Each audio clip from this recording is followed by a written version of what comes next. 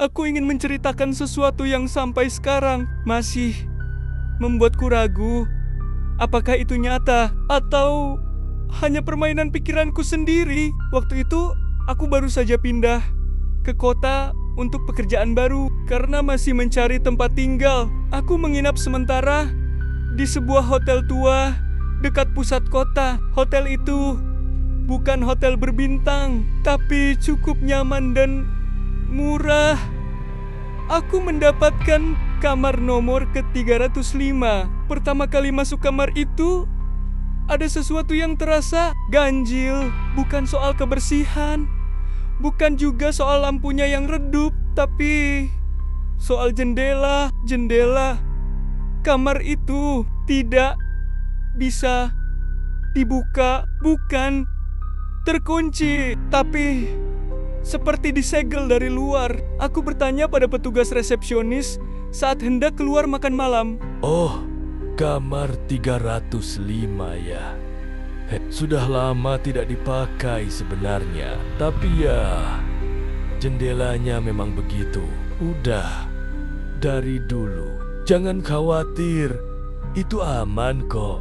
Aku tidak berpikir terlalu jauh. Lagi pula, aku hanya akan tinggal beberapa malam. Malam pertama, aku tidur cukup nyenyak, tapi sekitar pukul 3 pagi, aku terbangun karena mendengar suara ketukan dari arah jendela. Tok, tok, tok, tok. Awalnya pelan, lalu terdengar lagi sedikit lebih keras. Aku duduk dan melihat ke arah jendela. Tak ada apa. Tirai tertutup, tapi aku bisa melihat bayangan samar seperti ada seseorang berdiri di baliknya. Tapi itu tidak mungkin. Kamar ini ada di lantai 3, di luar jendela.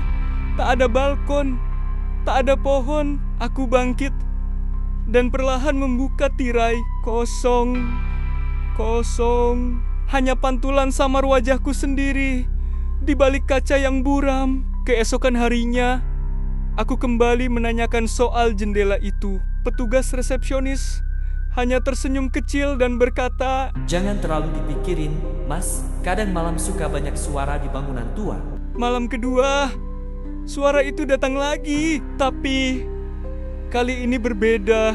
Bukan hanya ketukan. Aku mendengar bisikan halus, samar, seperti suara anak kecil.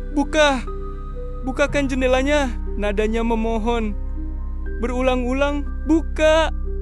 Aku kedinginan. Aku terpaku. Tubuhku menggigil. Aku tidak berani mendekati jendela malam itu. Aku hanya menarik selimut sampai ke kepala dan menunggu pagi. Hari ketiga, aku mencoba mencari tahu sendiri. Aku membuka Google, mencari info tentang hotel ini. Aku menemukan satu artikel lama sekitar tahun ke-1997.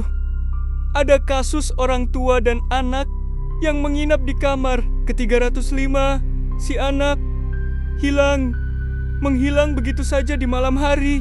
Tidak pernah ditemukan. Satu-satunya petunjuk adalah laporan sang ayah yang mengatakan dia mendengar suara dari jendela dan jendela itu terbuka keesokan paginya, padahal mustahil dibuka dari dalam. Aku mulai merasa tidak nyaman, tapi aku masih punya satu malam lagi sebelum pindah ke kosan yang kutemukan. Malam ketiga, aku hampir tidak tidur. Lampu kamar kunyalakan. Aku duduk menghadap jendela, menunggu. Jam 3 pagi, suara ketukan itu datang lagi. Kali ini keras. Tok, tok, tok. Aku melangkah pelan ke arah jendela. Tanganku gemetar saat menyentuh tirainya.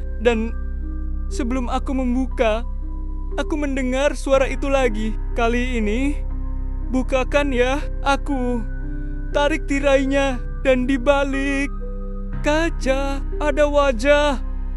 Ada wajah seorang anak kecil, pucat, matanya hitam, menatapku. Aku terjatuh ke belakang, nafasku terengah, dan saat aku menatap lagi, wajah itu sudah tak ada. Paginya, aku langsung mengemasi barang-barang dan pindah keluar. Aku tidak pernah kembali ke hotel itu sampai sekarang. Kadang aku terbangun di malam hari, mendengar suara ketukan. Aku tinggal di lantai 20. Sekarang tak ada pohon, tak ada balkon, tapi jendelaku kadang berembun meski tak pernah kubuka. Dan di embun itu kadang ada bekas tangan kecil, seperti seseorang menempelkan wajahnya di balik kaca, mencari jalan masuk.